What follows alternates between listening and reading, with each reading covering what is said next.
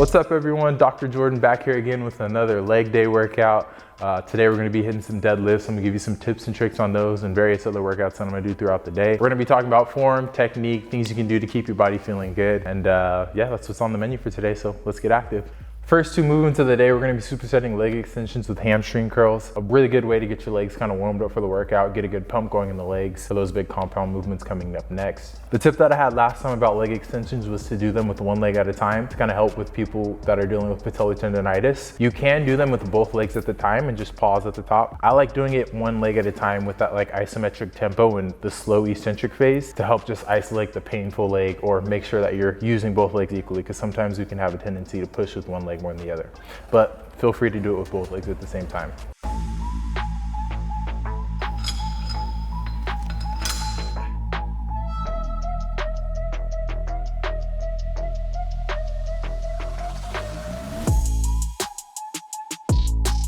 Common complaint that I'll hear from people when doing hamstring curls is kind of feeling the exercise a little bit in their lower back or having lower back pain after doing it. The tip for that, lower the weight and make sure your hips don't come off the pad. So what I mean from that, when I'm down in this position here, when I'm bringing the weight up, I want to make sure that my hips stay in contact with this pad the entire time that I'm doing the exercise. A lot of people, when they start doing it, will get a little rounding in their back here to help them get the weight up. That's just an indication that the weight's a little bit too heavy for you. Lower the weight and come up from there, and that'll help out.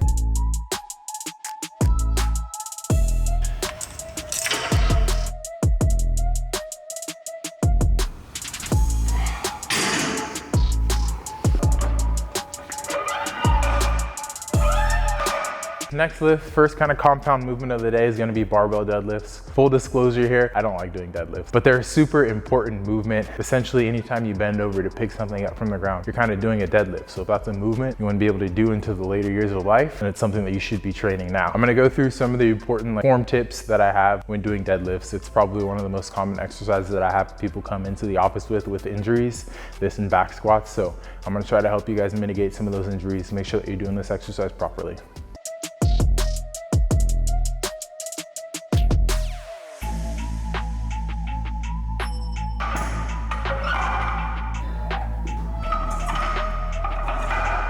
So just like any other movement, the setup is the most important part of the workout, but that is especially true for deadlifts. If you can get a proper setup down, you'll avoid 90% of the injuries that people can get while doing a deadlift exercise. So when walking up to the bar to start this movement, you want your shins right against the bar to get you in the proper setup position. From here, your hand placement, you can do a double overhand switch, whatever is more comfortable for you. I like to do the double overhand grip. It's just what works best for me. Your hands are going to be placed on the bar right outside of where your legs are. Elbows should be tucked up against your knees. From this position here, you're going to sit your hips down, and the most important part when you're in this position here is to try and take some slack out of the bar. So what that kind of means is, as the bar's resting here, there's a space between the bar and the top of the weights. Before you do the movement, you want to hear that space kind of close. You want to hear that little clink between the bar and the weights to help engage your lats and get you set up for the movement so you can be in a powerful position. So when you're down at the bottom, you want to go from here, lats engaged, take the slack out of the bar, lift up.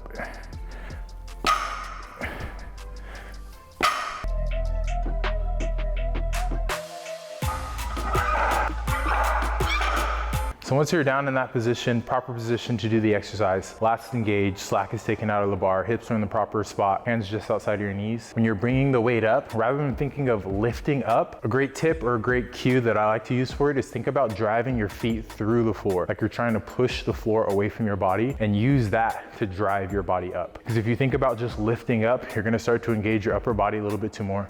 That's when we might get a little bit too much rounding in your lower back while doing the exercise. So if you put the focus down on your lower extremity and push away from the floor, it helps a lot with that.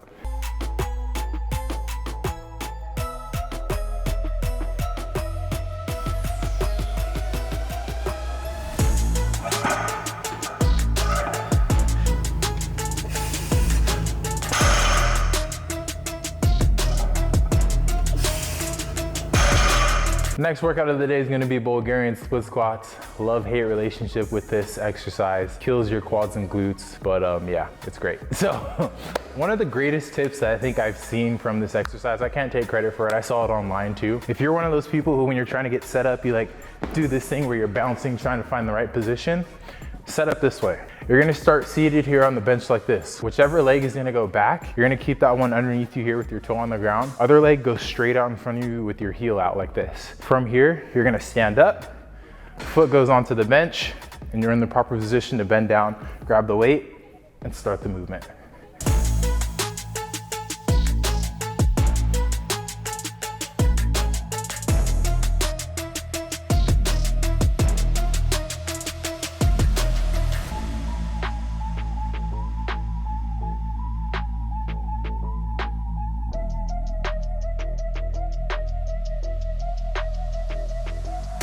So the same way that we think about driving our feet through the floor when we're doing deadlifts is how I want you to think about doing Bulgarian split squats. Drive that foot into the floor when you're bringing yourself back up. There are also some ways that you can play around with positioning to target different areas of your quads and glutes. If you do the exercise with a slightly more forward lean, you're gonna target your glutes a little bit more with the exercise. If you do it more straight up and down, it'll be more quads.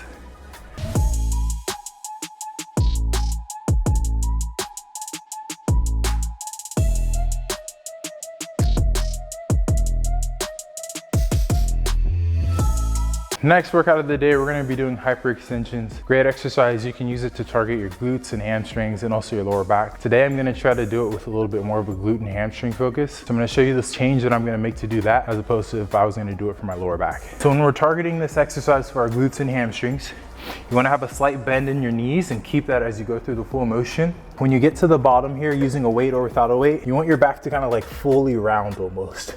And then from there, you're gonna squeeze your glutes as you come up to about a 45-degree angle and go back down. So the way that this is different in me doing this to target my lower back as opposed to glutes and hamstrings is when I'm doing it for my lower back, I'm not gonna have as much rounding as I'm coming up with the movement here. I'm gonna almost keep more of a rigid spine, for lack of a better term, and come up higher as I'm doing the exercise. So making that slight change helps you to target two different areas with this movement.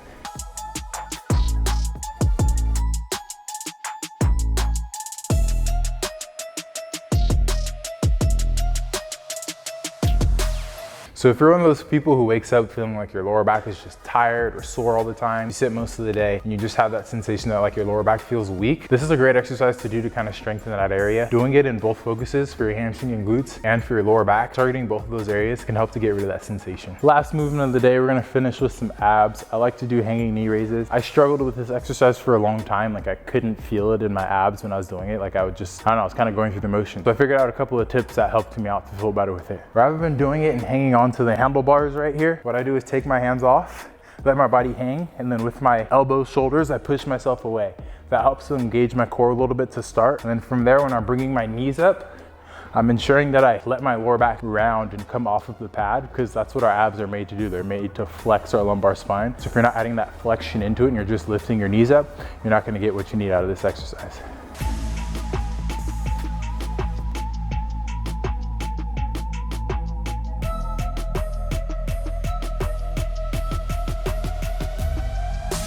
Leg day is done. As you can see, I am drenched here. I hope this added some value to your day, to your life. If you have any questions, feel free to reach out to me, leave them in the comments. Like, comment, subscribe, do all those fun things, and I'll see you next time.